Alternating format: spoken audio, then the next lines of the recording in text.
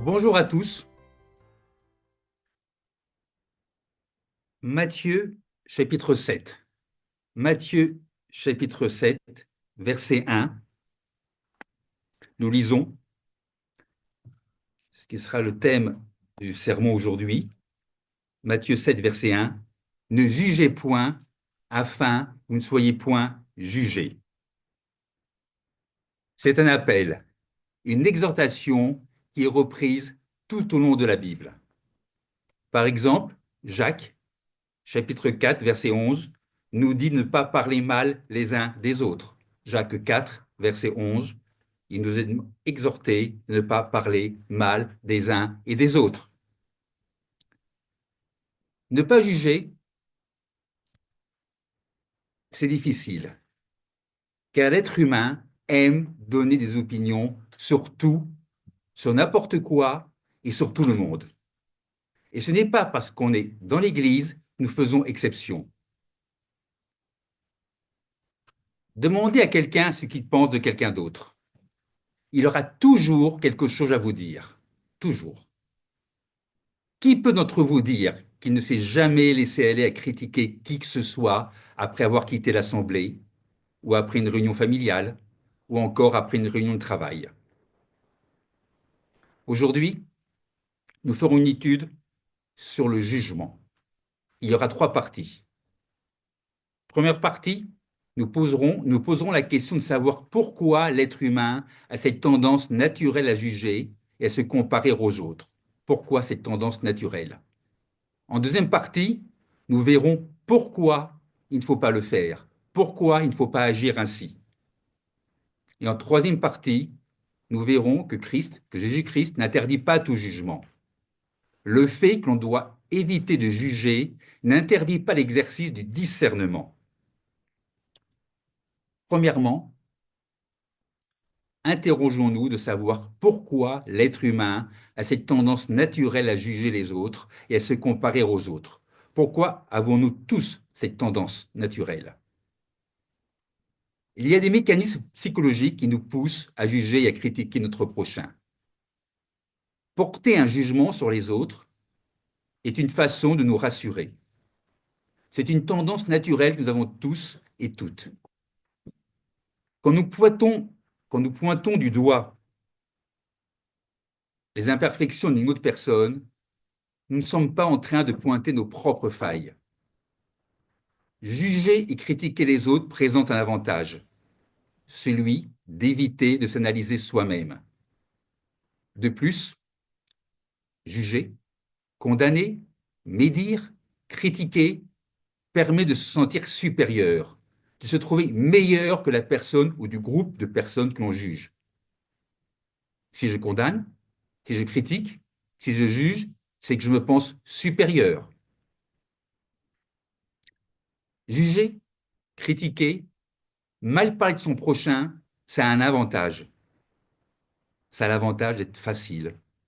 Cela demande peu d'efforts et cela permet de se sentir tellement mieux après. À travers une parabole que nous allons prendre en Luc 18,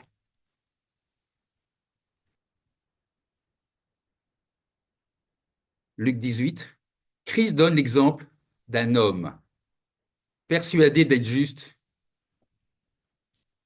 au moyen de critiques et de reproches dont il accablait un autre homme. Lisons ça dans la Bible, Luc 18, verset 9. Nous lisons Luc 18, verset 9. Il dit encore cette parabole en vue de certaines personnes se persuadant qu'elles étaient justes et ne faisant aucun cas des autres.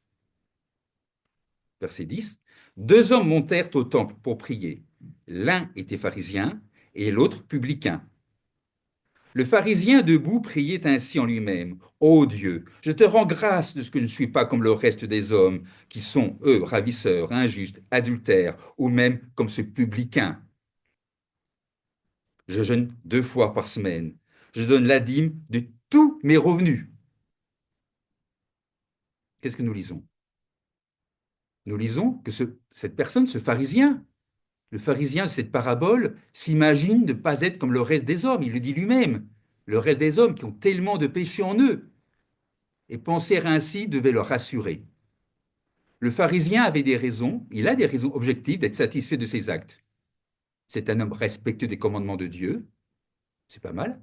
Un homme qui jeûne 2 fois par semaine, c'est encore mieux. Un homme qui donne toute la dîme, qui donne sa dîme, et la dîme de tous ses revenus. C'est un homme qui, par son observation stricte de la loi, se pense en règle avec Dieu. Et pourtant, nous lisons un peu plus loin au verset 14 que Dieu ne le tint pas pour juste. Si cet homme qui observe la loi dans les moindres détails n'est pas injuste, qui peut l'être? Se pourrait-il que Dieu ne nous tienne pas pour juste, bien que nous respections le sabbat, que nous payions nos dîmes? C'est une possibilité, et il y aurait une raison à cela. Le pharisien n'est pas tenu pour juste de la part de Dieu parce qu'il critique et juge son prochain. Verset 11, nous lisons, le pharisien debout priait ainsi en lui-même, ô Dieu, je te rends grâce de ce que je ne suis pas comme le reste des hommes, qui sont ravisseurs, injustes, adultères, ou même comme ce publicain. Le pharisien, dans ce que nous venons de lire, il se compare. Mais il fait plus que se comparer. Il fait plus que ça. Il critique. Il juge le reste des hommes. Et porte contre eux des accusations. Il les critique. Il les traite de ravisseurs, d'injustes et même d'adultères. Ce sont de graves accusations. Le pharisien veut briller devant Dieu. Il veut s'estimer juste. Et il le fait en critiquant les autres. Le pharisien croit que critiquer et juger les autres est le meilleur moyen de se grandir aux yeux de Dieu, alors que c'est tout le contraire qui se produit. En critiquant les autres, cet homme, ce pharisien, va attirer le jugement de Dieu sur lui. En critiquant les autres, qu'est-ce qui se passe? Nous attirons le jugement de Dieu sur nous. La leçon que l'on peut en tirer est qu'on ne sera pas justifié devant Dieu uniquement parce que l'on respecte la lettre de la loi. Il faut également se voir tel que nous sommes, à savoir des pécheurs. Le pharisien ne se voit pas tel qu'il est. Le pharisien oublie que tous les hommes sont des pécheurs et qu'il en fait partie. Reportons-nous au livre des Romains. Romains, chapitre 3, verset Romains, chapitre 3, nous allons prendre à partir du verset 9. Quoi donc? Sommes-nous plus excellents? Nullement, car nous avons déjà prouvé que tous, juifs et grecs, sont sous l'empire du péché. On est tous sous l'empire du péché. Verset 10, et selon qu'il est écrit, il n'y a point de juste, pas même un seul. Le pharisien se dit juste, et que la Bible nous dit qu'il n'y a point de juste, pas même un seul. Verset 11, nul n'est intelligent, nul ne cherche Dieu. Tous sont égarés, tous sont pervertis. Le pharisien pense faire le bien, alors qu'au verset 12, nous lisons, il n'en est aucun qui fasse le bien, pas même un seul. En se prétendant juge, le pharisien, qu'est-ce qu'il fait? En se prétendant juge, le pharisien fait de Dieu un menteur. En effet, nous le lisons, Dieu déclare que tous les hommes pêchent. En disant que tous les hommes sont pécheurs, Dieu ne justifie pas le péché, bien entendu. Il appelle hommes et femmes à se repentir et à changer de voie. Le message que nous délivre Christ tout au long de la Bible, que ce soit dans l'Ancien Testament ou dans le Nouveau, c'est un appel à la repentance. Pierre, livre des Actes, acte 2, livre des Actes, chapitre 2, Pierre, acte 2, Pierre conclut son premier discours qu'il fit à la foule par quoi? Par un appel à la repentance. Acte 2, verset 30, 38, Pierre leur dit, repentez-vous et que chacun de vous soit baptisé au nom de Jésus-Christ pour le pardon de vos péchés et vous recevrez le don du Saint-Esprit. Pierre leur dit, repentez-vous. C'est la première chose qu'il leur dit. Le pharisien de la parabole ne peut pas bénéficier de la miséricorde de Dieu. Il ne peut pas. La raison en est qu'il n'exprime aucune repentance. Si vous n'exprimez aucune repentance, Dieu ne peut pas vous pardonner. Et ce pharisien, pire que d'exprimer aucune repentance, il se croit meilleur que le reste des êtres humains. Quant au publicain, il comprend sa misère. Il comprend qu'il a besoin de Dieu. Luc, revenons à Luc. Luc 18.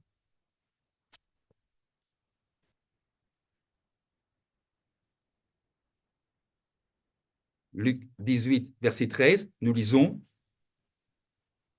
Le publicain se tenant à distance n'osait même pas lever les yeux au ciel, mais se frappait la poitrine en disant: Ô Dieu, sois apaisé en moi qui suis pécheur. Le publicain, dans sa prière, il se repent, il demande pardon. Dans sa prière, notons quelque chose. Il ne critique personne, il ne juge personne, personne. Il s'occupe uniquement de lui-même et de sa relation avec Dieu. Et il appelle Dieu à l'aide. La prière du publicain est une humble confession et une ardente supplication. Sa prière n'use pas de beaucoup de paroles. Sa prière, c'est quoi sa prière? C'est un cri de détresse adressé à Dieu. Le pharisien, le pharisien, quant à lui, n'a pas besoin de l'aide de Dieu. Il n'en ressent pas le besoin, contrairement à l'autre homme. La prière du pharisien est un cri, également un cri, mais un cri du... Le pharisien, le pharisien, il ne comprend pas qu'il a besoin de Dieu. Il pousse un cri de victoire adressé à Dieu. Le pharisien, il se voit déjà dans le royaume de Dieu et il est fier de sa doctrine et de ce qu'il accomplit. Le pharisien se croit spirituellement riche et prospère, alors qu'il est malheureux, misérable, pauvre, aveugle et nu. Le pharisien ne cherche pas à savoir comment Dieu le voit. Ça ne l'intéresse pas. De toute façon, il est supérieur. Il se voit supérieur aux autres et cela lui suffit amplement. Peu importe ce que pense Dieu de lui, il est le meilleur. Résultat, conséquence, le pharisien s'élève, il sera abaissé. Quant au publicain, il s'abaisse, il sera élevé. Luc 14, verset 11, nous lisons. Luc 14, verset 11. Car quiconque s'élève sera abaissé, et quiconque s'abaisse sera élevé. Ce qui est exprimé par ailleurs autrement dans Matthieu 20, verset 16, où nous lisons, nous pouvons lire: Ainsi les derniers seront les premiers, et les premiers seront les derniers. Devant Dieu, si nous nous estimons saints et justes, malheur à nous. En revanche, sentir sa misère, sentir ses péchés, son ignorance, sa faiblesse, c'est être sur le chemin de la gloire. Le pharisien se comporte comme les Laodicéens. Il n'a besoin de rien. Le publicain, quant à lui, sait qu'il a besoin de Dieu.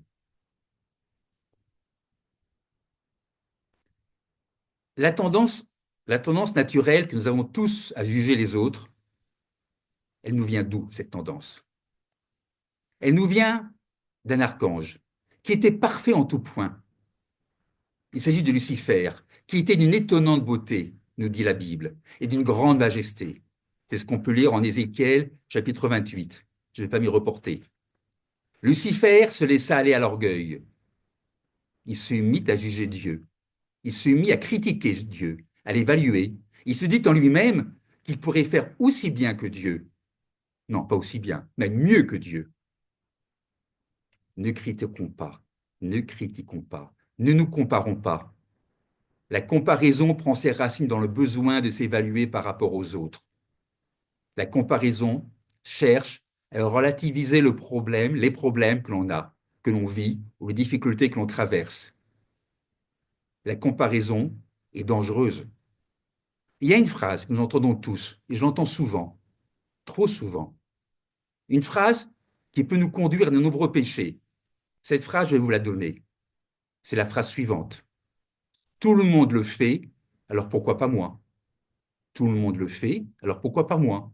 On se compare. Si tout le monde le fait, alors pourquoi pourrais-je pas le faire? La comparaison est source de frustration, de mécontentement et de péché. Se comparer est un comportement motivé par le besoin de s'évaluer et de se définir. On se compare les uns les autres pour chercher à réduire nos insécurités, pour se démarquer des autres et à rehausser son estime de soi. Critiquer et juger sont souvent la conséquence d'un sentiment d'infériorité. On critique et on juge pour se rehausser au regard des autres et de soi-même. Une autre raison pour laquelle on peut se retrouver à critiquer et à juger l'est lorsqu'on appartient à un groupe qui maintient son existence et sa raison d'être qu'à travers la critique des autres.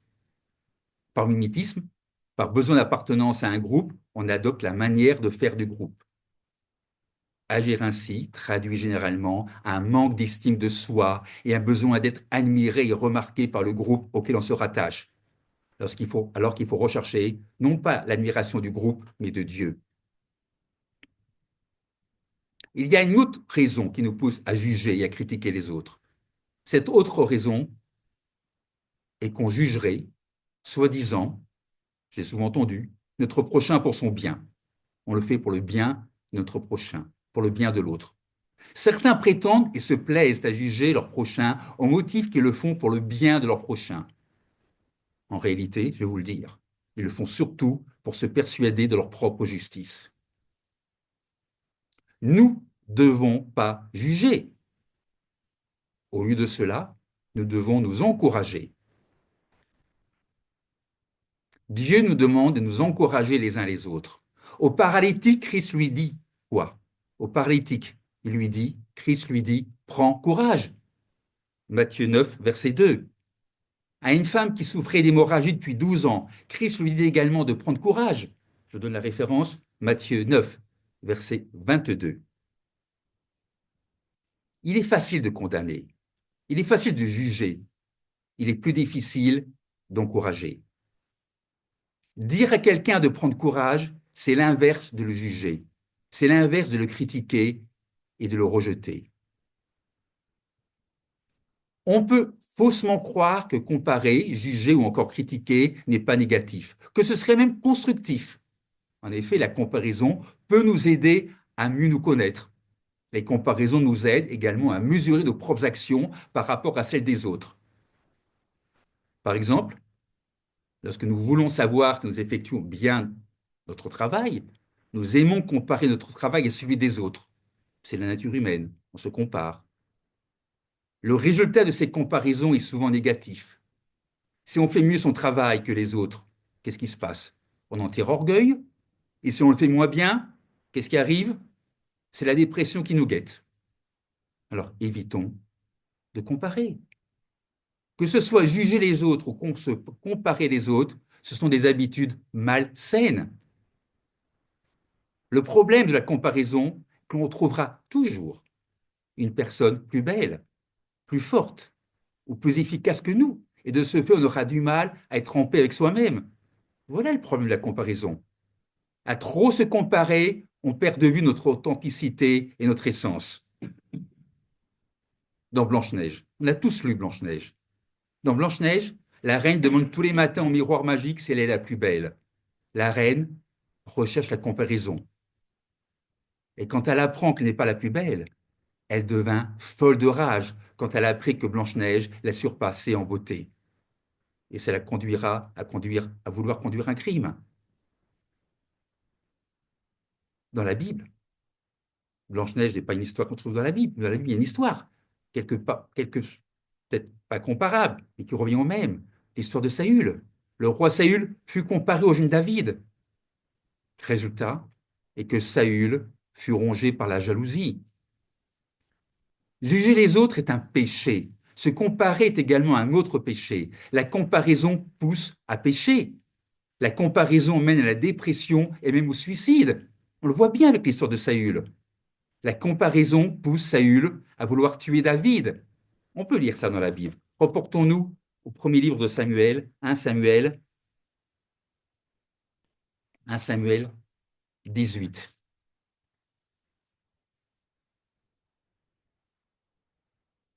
1 Samuel 18, nous lisons 18, verset 10. 1 Samuel 10, verset 10. Le mauvais esprit venant de Dieu le saisit Saül, qui eut des accès de délire au milieu de la maison. David jouait comme les autres jours et Saül avait sa lance à la main. Saül leva sa lance, disant en lui-même, je frapperai David contre la paroi. Mais David se détourna de lui 2 fois.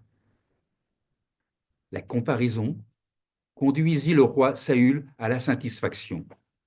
La satisfaction le poussa à vouloir tuer David. Le bonheur. Vaste question, le bonheur. Qu'est-ce que le bonheur? Le bonheur est de vivre avec ce qu'on a. Le bonheur, c'est se contenter de ce que Dieu nous donne. Dès qu'on se met à comparer, on s'éloigne du contentement dont nous parle Paul au 4e chapitre des Philippiens. Philippiens.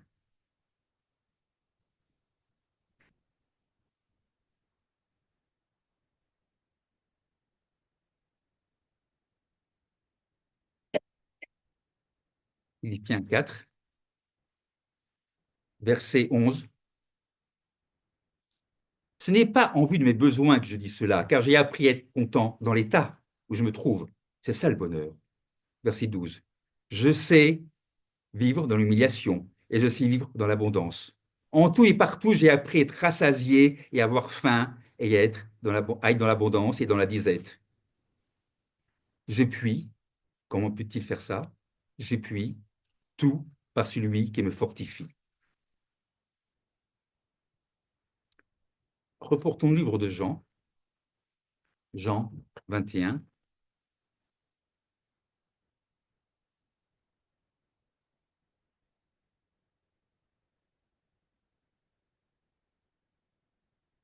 Jean 21. Nous allons lire l'histoire, une histoire, c'est pas une histoire, c'est un fait. Pierre apprend de la bouche du Christ qu'il allait souffrir d'une mort terrible. Et qu'est-ce qu'il fait, Pierre? Ça le pousse immédiatement à vouloir se comparer à Jean. Et Christ lui dit, que t'importe? En d'autres termes, est-ce que cela te regarde? Jean 21, verset 22. Jean 21, verset 22. Jésus lui dit, si je veux qu'il demeure jusqu'à ce que je vienne, que t'importe? Toi, suis-moi. En voulant se comparer à Jean, Pierre se détournait du Christ et s'occupait de choses qui ne le regardaient pas. Et Christ lui répond, occupe-toi de tes affaires, peu importe. Si on aime son prochain, on ne le juge pas plus que l'on se compare à lui. L'apôtre Paul condamne le fait de se comparer. 2 Corinthiens. 2 Corinthiens, verset 10. 2 Corinthiens 10, verset 11. Que celui qui parle, 2 Corinthiens,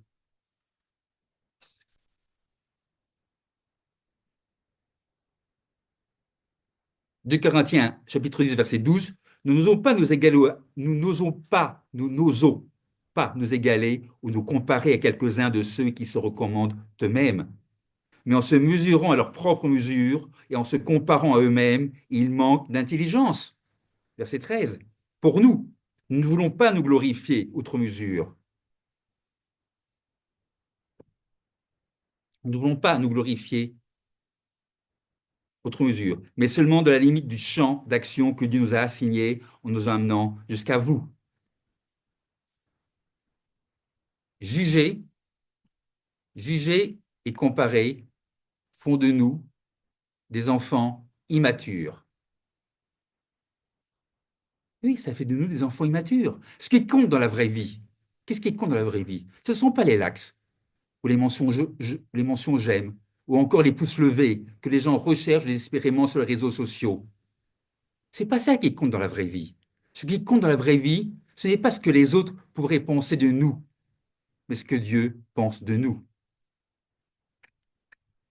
C'est tellement attristant de voir les gens se débattre pour obtenir le plus possible de bons points sur les médias sociaux, comme des enfants de la maternelle qui recherchent les bons points que peuvent distribuer les enseignants. Avec les réseaux sociaux, c'est toute la société qui a régressé au niveau de la maternelle. Avant, quand j'étais gamin, c'était les bambins, les enfants dans les petites classes qui recherchaient les bons points, les pouces levés ou les lax. Maintenant, ce sont les adultes. Aujourd'hui, Aujourd'hui, les gens cherchent la vérité en cherchant l'église qui fait le plus de vues sur YouTube et qui génère le plus de likes. C'est attristant et affligeant de voir que pour certains, c'est un critère essentiel pour identifier là où Christ travaille. J'ai été confronté à ce genre de personnes. Certaines églises s'estiment être dans la vérité parce qu'elles ont un grand nombre de followers. Followers en français pourrait se traduire par abonnés. Ce serait drôle si ce n'était pas si triste. Cela démontre quoi? Que l'Esprit Saint n'est pas la force agissante et directrice de ces églises. Ce qui compte véritablement pour nous, je l'ai déjà dit, je le répète, c'est le regard de Dieu, c'est le regard que Dieu porte sur nous. Mettons en avant l'accomplissement de ce que Dieu attend de nous. Lorsqu'on juge, lorsqu'on compare, on n'accomplit rien de bon. Vous savez, lorsque nous serons devant le trône de Dieu, nous serons seuls. Ils n'auront personne avec qui Dieu nous comparera, si ce n'est avec Jésus-Christ, notre modèle. Jésus-Christ nous a montré l'exemple. Il nous montre l'exemple. Il ne s'est jamais comparé à qui que ce soit. Au contraire, il s'est dépouillé pour nous servir. Nous n'avons pas été appelés par Dieu pour juger, pour critiquer, et encore moins pour se comparer. Nous avons été appelés pour servir, pour édifier, pour donner le meilleur de ce que Dieu a mis en nous pour son service. Maintenant, nous avons vu pourquoi l'être humain a cette tendance naturelle à juger les autres et à se comparer aux autres. Nous voyons pourquoi il ne faut pas se juger et se condamner mutuellement les uns les autres. Pourquoi il ne faut pas le faire. Et Jésus, Christ, donne deux raisons essentielles de ne pas juger. D'abord, première raison, parce que nous serons jugés avec la même mesure que nous utilisons pour juger les autres. Ensuite, deuxième raison, parce que nous sommes aveugles face à nos propres fautes, qui sont souvent bien plus graves que celles que nous voyons chez notre prochain. C'est l'histoire de la poutre et de la paille. Rendons-nous à nouveau au chapitre Matthieu 7, verset 1, nous avons lu. Matthieu 7, verset 1, il est écrit « Ne jugez point, afin que vous ne soyez point jugés. » Et quelques versets plus loin, au verset 16, nous lisons « Vous le reconnaîtrez à leurs fruits. Cueille-t-on des raisins sur des épines ou des figues sur des chardons ?» D'une part, il est écrit de ne pas juger, et d'autre part, on est appelé à reconnaître les fruits des uns et des autres. Ce qui est en quelque sorte, on pourrait dire, juger, comparer. Est-ce qu'il n'y aurait pas une contradiction entre ces deux versets? La première affirmation, celle que nous avons lue au verset 1, est claire. On ne doit pas juger. La seconde affirmation, celle que nous lisons au verset 16, implique qu'une forme de jugement et d'évaluation doit prendre place dans l'esprit d'un chrétien. Quelle est donc la différence réelle entre ces deux concepts? Lorsque Christ dit « Ne jugez pas afin que vous ne soyez pas jugés », Christ se référait au jugement dans le sens d'une condamnation, d'une accusation.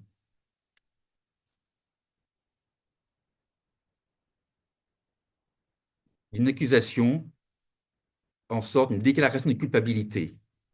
Personne n'est réellement capable d'un tel jugement. Aucun d'entre nous n'est capable de juger, car nous sommes tous, dans une certaine mesure, aveuglés par nos propres défauts. Nous sommes tous sous l'emprise du péché, comme on en a parlé au début de cette étude. Il n'est pas possible de un pécheur de juger un autre pécheur. Non, un pécheur ne peut pas juger un autre pécheur. Vous savez, on ne demande pas à un voleur de juger un autre voleur. Lorsque Christ nous dit de ne pas juger, il ne nous dit pas de ne pas discerner, de ne pas discipliner. Lorsqu'on juge son prochain, on le condamne. C'est ce que Christ ne veut pas. Jésus interdit tout jugement condamnatoire qui proviendrait d'un esprit critique et amer. Jésus interdit tout jugement condamnatoire qui ferait du mal et non du bien. Jésus interdit tout jugement qui s'exalterait en abaissant autrui. Dieu exige d'un chrétien le discernement entre le bien et le mal. D'accord. Mais en revanche, Dieu est l'esprit de jugement qui dénigre les autres. Reportons au livre des Romains. Romains, chapitre 14. Nous lisons Romains 14, verset 4.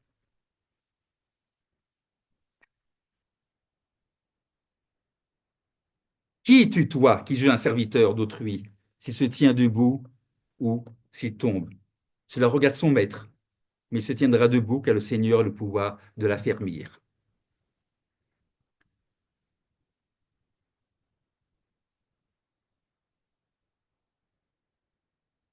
Jésus nous donne trois raisons importantes de ne pas juger son prochain. Première raison de ne pas juger son prochain. Première raison de ne pas le juger. Nous ne devons pas juger notre prochain parce que nous serons jugés avec la même mesure que nous utilisons pour juger les autres. Deuxième raison pour ne pas juger son prochain, parce que nous sommes franchement aveugles face à nos propres fautes et que la Bible compare nos propres fautes, la Bible les compare à une poutre, alors que les fautes de la personne qu'on juge, la Bible parle de paille. Matthieu 7, verset 3. Matthieu 7, verset 3.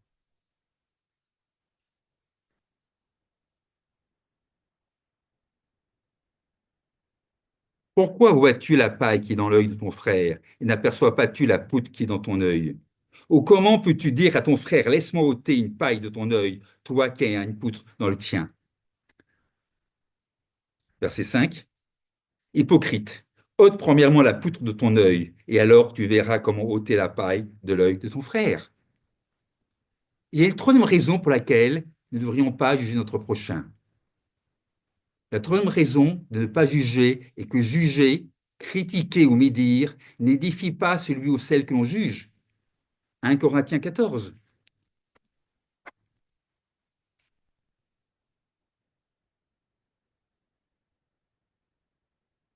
1 Corinthiens 14, verset 26, nous lisons: Que faire donc, frères, lorsque vous vous assemblez les uns aux autres? Que faire donc, frères, verset 26, lorsque vous vous assemblez les uns ou les autres parmi vous? Ont-ils un cantique, une instruction, une révélation, une langue, une interprétation? Que tout se fasse pour l'édification. L'importance des derniers mots. Que tout se fasse pour l'édification. Jésus, pardon, édification, qu'est-ce que ça signifie, édification? Ça signifie instruire. Et instruire, c'est le rôle de l'Église. Juger, condamner, désavouer, épurer, mettre de côté, faire place nette. Ce sont des prérogatives qui reviennent à Dieu et non aux hommes. Au lieu de juger, au lieu de juger, édifions-nous, soutenons-nous et instruisons-nous les uns les autres. Édifions-nous. Ce sont des actes qui ne peuvent se faire qu'au sein d'une famille aimante, la famille de Dieu. Il n'y a qu'un seul mot qui peut définir ce qu'on est, un mot que Satan déteste, un mot que Satan voudrait remplacer par d'autres synonymes. C'est le mot famille. Aucun synonyme du mot famille est acceptable. Le mot famille caractérise ce qu'on est, la famille de Dieu. Juger, condamner son prochain, c'est s'attribuer une prérogative qui n'appartient qu'à Dieu. Nous ne devons pas, par nous-mêmes, juger ou condamner, d'autant plus que Christ n'est pas venu pour juger. Christ n'est pas venu pour juger, pas plus qu'il est venu pour condamner. Christ n'est pas venu pour nous condamner. Christ est venu pour nous sauver. Ne pas comprendre cela, c'est ne pas comprendre le message de l'Évangile. Reportons-nous à un nouveau livre de Jean, Jean 3, verset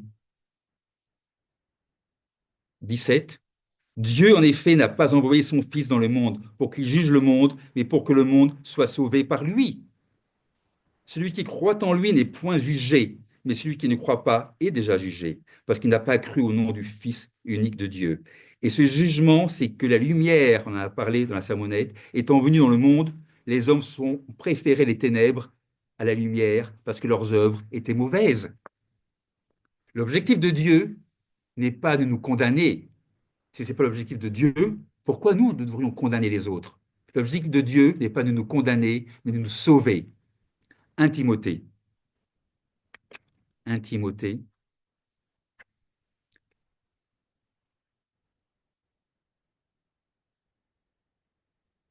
1 Timothée 2, verset 4, nous lisons, qui veut que tous les hommes soient sauvés et parviennent à la connaissance de la vérité. C'est ce que veut Dieu. Le but de Dieu n'est pas qu'on soit jugé et condamné. Le but de Dieu est que l'on arrive tous à la repentance et au royaume de Dieu. On peut également se reporter à 2 Pierre. 2 Pierre. 2 Pierre 3, verset 9.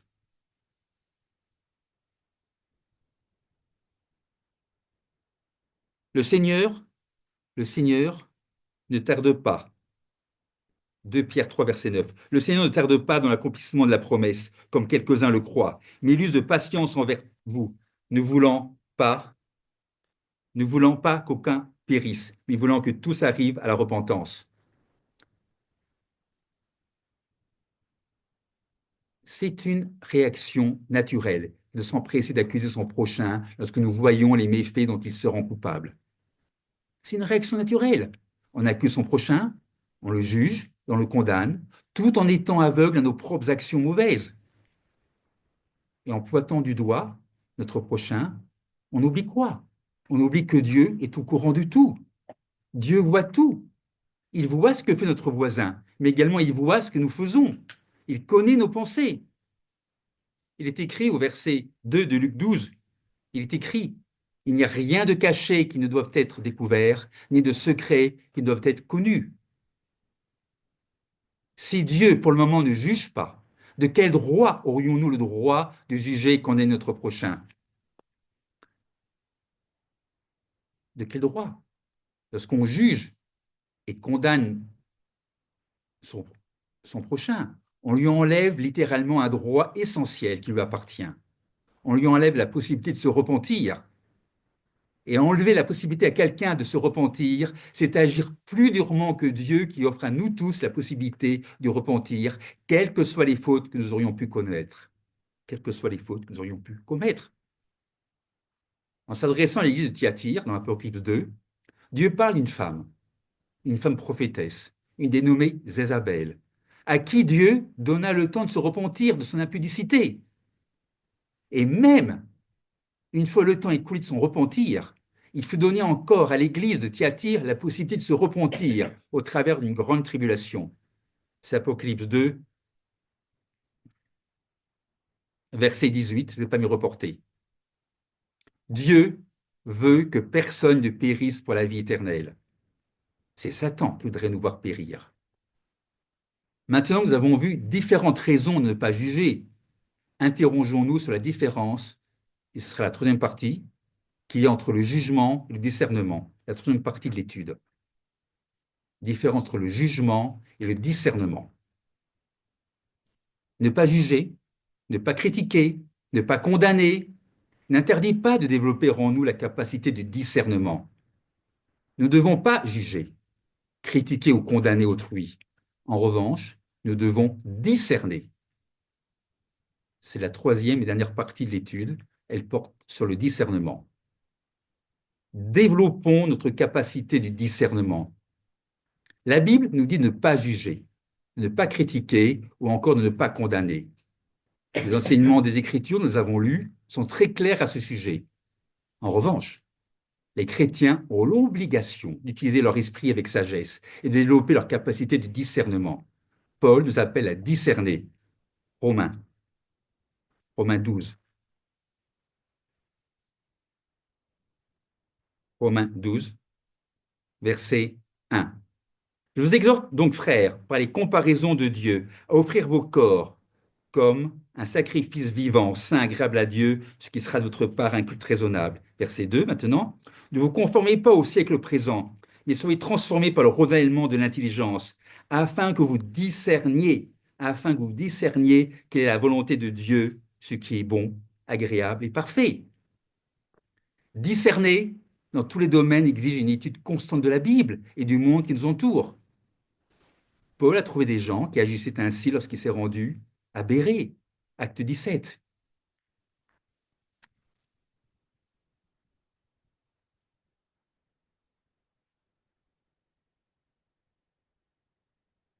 Acte 17, verset 11, nous lisons, ces Juifs avaient des sentiments plus nobles que ceux de Thessalonique. Ils reçoivent la parole avec beaucoup d'empressement et ils examinaient chaque jour les Écritures pour voir si ce qu'on leur disait était exact. Remarquons que les gens de Bérée n'étaient pas cyniques, ils ne critiquaient pas, ils ne parlaient pas mal des autres, ils n'étaient pas non plus assis dans la condamnation. Au contraire, nous lisons qu'ils reçurent Paul et Silas avec une grande disponibilité d'esprit. Ils faisaient preuve d'ouverture d'esprit à l'égard de tout ce que Paul et Silas leur présentaient. De plus, les Béréens cherchaient dans les Écritures si tout ce qu'on leur disait était conforme à la parole de Dieu. Ils cherchaient à suivre l'apôtre Paul comme Paul a suivi Christ. Les Béréens suivaient l'exhortation de Paul aux Thessaloniciens qui nous dit « Mettez tout à l'épreuve, retenez ce qui est bon ». Il n'est pas dit « Jugez », mais mettez tout à l'épreuve et retenez ce qui est bon. 1 Thessaloniciens 5, verset 21. Conformément aux instructions de Romains 12 et de 1 Thessaloniciens 5, les Béréens utilisaient le discernement et non le jugement. Christ nous encourage au discernement lorsqu'il nous dit « Vous les reconnaîtrez à leurs fruits ». Les jugements, les comparaisons, les critiques, les accusations sont les fruits issus d'un esprit charnel, alors que le discernement est d'ordre spirituel. Reportons-nous au premier livre de Corinthiens, 1 Corinthiens 2, verset 10. Nous lisons « Dieu nous a révélé par l'Esprit que l'Esprit sont de tout, même les profondeurs de Dieu. Qui donc parmi les hommes connaît les choses de l'homme, si ce n'est l'Esprit de l'homme qui est en lui? De même, personne ne connaît les choses de Dieu, si ce n'est l'Esprit de Dieu. » Verset 12. Or, nous n'avons pas reçu l'Esprit du monde, mais l'Esprit qui vient de Dieu, afin que nous connaissions les choses que Dieu nous a données par sa grâce. Et nous en parlons non avec des discours qu'enseigne la sagesse humaine, mais avec ceux qu'enseigne l'Esprit, employant un langage spirituel pour les choses spirituelles. Résistons. Résistons à la tendance naturelle, charnelle de l'homme à pointer du doigt. Faisons preuve de discernement, un discernement fondé sur la parole de Dieu et non sur l'intellect humain. David eut une vie marquée par de nombreuses épreuves. Et toutes les épreuves que David endura l'ont conduit à avoir une plus grande foi en Dieu et non pas à condamner les autres avec une attitude vengeresse. À plusieurs reprises, David aurait eu la possibilité de faire périr son adversaire, un homme qui voulait le tuer, un homme qui lui en voulait, au point que Saül voulait tuer David. Et David aurait eu la possibilité de se venger. Il ne le fit pas. Il préféra se confier en Dieu que de tenir des propos malfaisants sur Saül et d'agir mal envers lui. Je vous donne la référence, je ne vais pas me reporter dans le premier livre de Samuel, chapitre 26, 1 Samuel 26, versets 23 et 24.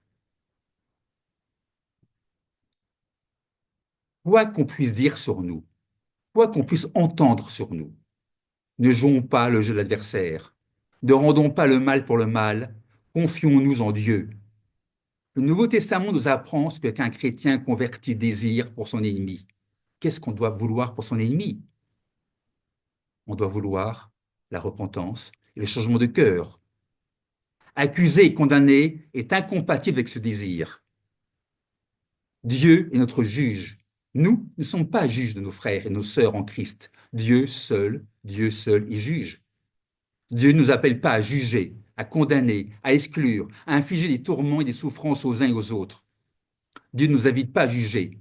Il nous invite à quoi? À faire preuve d'amour les uns pour les autres.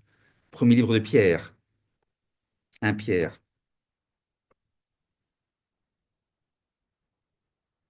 1 Pierre 4, 1 Pierre 4, verset 8, nous lisons, avant tout, ayez les uns pour les autres un ardent amour. Ayons les uns pour les autres un ardent amour. 1 Pierre 4, verset 8. L'amour couvre une multitude de péchés. Exercez l'hospitalité les uns envers les autres, sans murmure, comme, comme de bons dispensateurs des diverses grâces de Dieu, que chacun de vous mette au service des autres le don qu'il a reçu. Ne jugeons pas, mais apprenons à discerner. Discerner, discerner, c'est trier entre ce qui est bon et mauvais.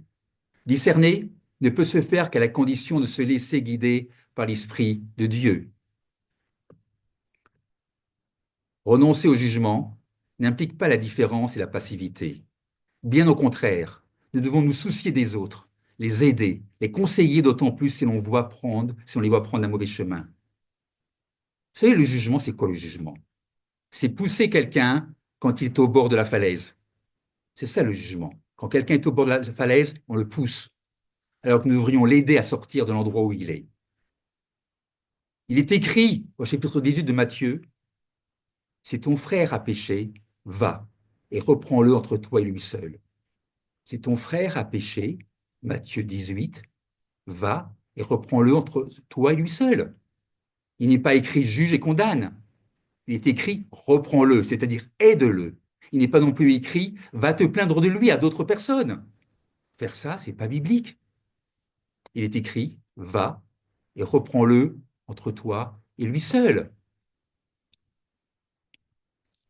Si nous avons des raisons de nous plaindre de quelqu'un, si on a des raisons, on ne devrait pas en avoir, mais si on en a, de ce qu'il a pu dire, de ce qu'il a pu faire, au lieu de le juger, au lieu de nous en plaindre à droite et à gauche, allons vers la dite personne et parlons avec elle. Mettons en application l'instruction que nous lisons au chapitre 18 de Matthieu. Allons à Matthieu 18. Il y a une instruction qui nous est donnée là, une instruction capitale. Matthieu 18, verset 15. Matthieu 18, verset 15, nous lisons, si ton frère a péché, va et reprends-le entre toi et lui seul. Va et reprends-le entre toi et lui seul. S'il t'écoute, tu as gagné ton frère.